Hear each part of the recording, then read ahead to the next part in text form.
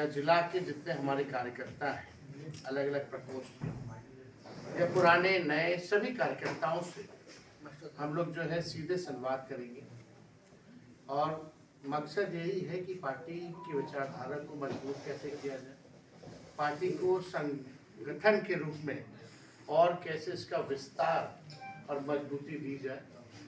और अलग अलग क्षेत्रों की अलग अलग समस्याएं रहती हैं। कैमूर जिले में 4 विधानसभा है, अलग अलग ब्लॉक, तो अलग अलग समस्या भी होगी, जिले की समस्या होगी, तो उनसे जो है कार्यकर्ता जो ग्रास रूट पे जो रहते हैं वो सारी समस्याओं से भी हम लोगों को अवगत कराते हैं। और इसी के तहत हम लोगों ने तय किया, क्योंकि नीति आयोग की रिपोर्ट में आपने देखा होगा बिहार जो है गरीबी में, पलायन में और बेरोजगारी में नंबर 1 है।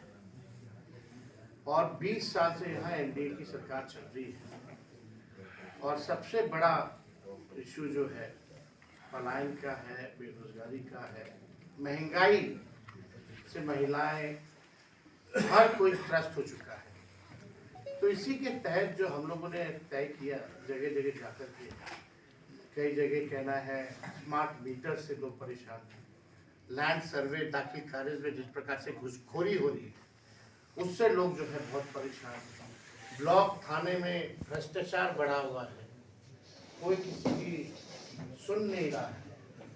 इसी के तहत हम लोगों ने तय किया था कि हम लोगों की सरकार आई और महंगाई इतनी ज़्यादा है कि महिलाओं को घर चलाना मुश्किल हो रहा, बचत कुछ नहीं हो पाता, अपने पैर पे कम से कम खड़ी हूँ, आर्थिक न्याय और महिलाओं को हम लोग दें।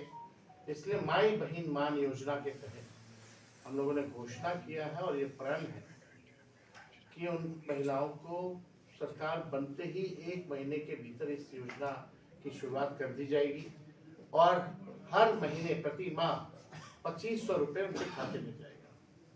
इसी के तहत हम लोगों ने तय किया कि बिहार में बिजली जो है देश भर में सबसे ज़्यादा महंगा बिहार में बिजली मिलता है, तो 200 यूनिट फ्री में बिजली हम लोग जो है हर घर लोगों को उपलब्ध कराएंगे। जो वृद्धा पेंशन है, सामाजिक सुरक्षा पेंशन है, जो बगल में झारखंड में चले जाओ तो वहाँ 1000 रुपये है, यहाँ 400 रुपये मिलता है और इस महंगाई में कोई मतलब नहीं है, तो इसलिए इसको 400 से बढ़ा करके हम लोग जो है 1500 रुपये करेंगे। आप देखिएगा हम लोगों ने जो कहा है वो किया है। आज कहीं भी चुनाव होता है तो वहाँ नौकरी की बात की जाती है, बेरोजगारी की बात की जाती है, बोला जाता है कि 10 लाख नौकरी दिया जाएगा, 20 लाख दिया जाएगा। कहीं भी प्रदेश में आप चुनाव देख लीजिए, इसकी शुरुआत बिहार से हुई।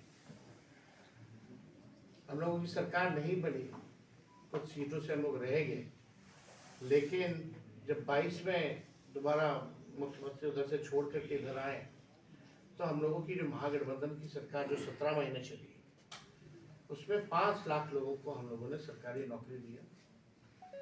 अभी जो बीपीएससी की जो परीक्षाएं वगैरह चल रही है उसी का 3.5 लाख प्रक्रियाधीन जो हम लोग करा के आए थे, जो बहालियां निकलने वाली थी, बीच में चाचा जी चले गए, ये वही बहालियां हैं। तो 3.5 लाख प्रक्रियाधीन देश में पहले ऐसा कहीं नहीं हुआ कि गांधी मैदान जहां आज एनडीए की सरकार छात्रों पर लाठी मार रही है, लोगों के चेहरे में आंसू है, वही गांधी मैदान उन 17 महीनों में 3 महीने के भीतर बिना पेपर लीक हुए लोगों के हाथ में नियुक्ति पत्र वितरण हम लोगों ने किया। वही पटना का गांधी मैदान जहां रैलियां निकलती हैं पॉलिटिकल पार्टियों की, वहां हम लोगों ने बेरोजगारी को खत्म करने के लिए रैला निकाला और एक साथ पूरे बिहार में लगभग शिक्षक लोगों को लगभग 2 लाख के आसपास हम लोगों ने उस समय हम लोगों ने बांटने का काम किया नियुक्ति पत्र। अब उस समय हम लोगों ने आरक्षण की सीमा भी बढ़ाई 65% और 10% ईडब्ल्यूएस का, जो पूरे देश में कहीं नहीं था। जाति आधारित गणना हम लोगों ने कराया। IT policy, sports policy, tourism policy, ये हम लोग लेके आए। 20 साल से सरकार को खबर ही नहीं था कि आईटी पॉलिसी की भी जरूरत है, टूरिज्म पॉलिसी की भी जरूरत है, स्पोर्ट्स पॉलिसी की भी जरूरत है। जो पढ़ाई किया उसको भी हम लोगों ने नौकरी दिया 17 महीने में, और जो खेला कूदा, जो बिहार के लिए, देश के लिए जो मेडल लाया, उसको भी स्पोर्ट्स नीति के तहत हम लोगों ने डीएसपी तक हम लोगों ने उन 73 खिलाड़ियों को, जिन लोगों ने मेडल लाया था, उनको नौकरी देने का काम प्रभाव। समान काम समान वेतन के लिए लगातार कई सालों से नीतीश जी के राज में डंडे खा रहे थे नियोजित शिक्षक। 4.5 लाख नियोजित शिक्षकों को हम लोगों ने राजकीय कर्मी का दर्जा दिया। हम लोगों ने 50,000 करोड़ का निवेश बिहार में ला करके एमओयू साइन कराया।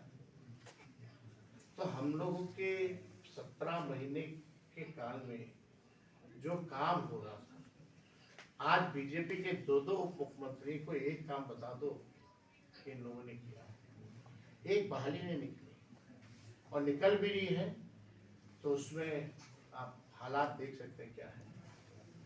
हमारे आने से पहले सरकार में पेपर लीक, जाने के बाद पेपर लीक, छात्र जो है आंदोलन कर रहे हैं, सरकार जो है लाठीचार्ज कर रही है, इस खंड में अन्याय कर रही है लोगों के साथ।